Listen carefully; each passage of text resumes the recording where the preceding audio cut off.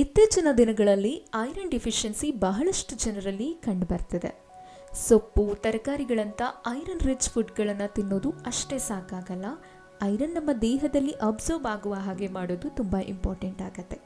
Plant based iron ನಮ್ಮ ದೇಹದಲ್ಲಿ ಈಸಿಯಾಗಿ ಅಬ್ಸರ್ವ್ ಆಗಲ್ಲ. ಹಾಗಾಗಿ ಅದನ್ನು ವಿಟಮಿನ್ ಸಿ ನೊಟ್ಟಿಗೆ ಕಂಬೈನ್ ಮಾಡಿ ಸೇವಿಸೋದ್ರಿಂದ ಈಸಿಯಾಗಿ ಐರನ್ ಅಬ್ಸರ್ವ್ ಆಗುತ್ತೆ. ಸೊ ನಿಮ್ಮ ಊಟದೊಟ್ಟಿಗೆ ನಿಂಬೆಹಣ್ಣನ್ನು ಬಳಸಿ. ಆರೆಂಜ್ ಜ್ಯೂಸ್, ಆಮ್ಲ ಜ್ಯೂಸ್, ಪಪ್ಪಾಯ ಇವುಗಳನ್ನು ಮಿಡ್ ಮೀಲ್ ಫುಡ್ಸ್ ಆಗಿ ಬಳಸಿ. ಐರನ್ ಈಸಿಯಾಗಿ ಅಬ್ಸರ್ವ್ ಆಗುತ್ತೆ. ಟೀ, ಕಾಫಿ, ಕೋಕಾ ಇವುಗಳಲ್ಲಿ ಪಾಲಿಫಿನಾಲ್ಸ್ ಇರುತ್ತೆ. ಊಟ ಮಾಡಿದ ತಕ್ಷಣ ಇವುಗಳನ್ನು ಕುಡಿಯೋದ್ರಿಂದ ಇವು ಐರನ್ ಅಬ್ಸಾರ್ಪ್ಷನನ್ನು ಬ್ಲಾಕ್ ಮಾಡುತ್ತೆ.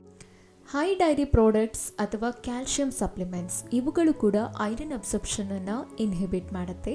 ಹಾಗಾಗಿ ಐರನ್ ರಿಚ್ ಫುಡ್ಗಳ ಜೊತೆಗೆ ಕ್ಯಾಲ್ಶಿಯಂ ಫುಡ್ಗಳನ್ನು ಆದಷ್ಟು ಅವಾಯ್ಡ್ ಮಾಡಿ.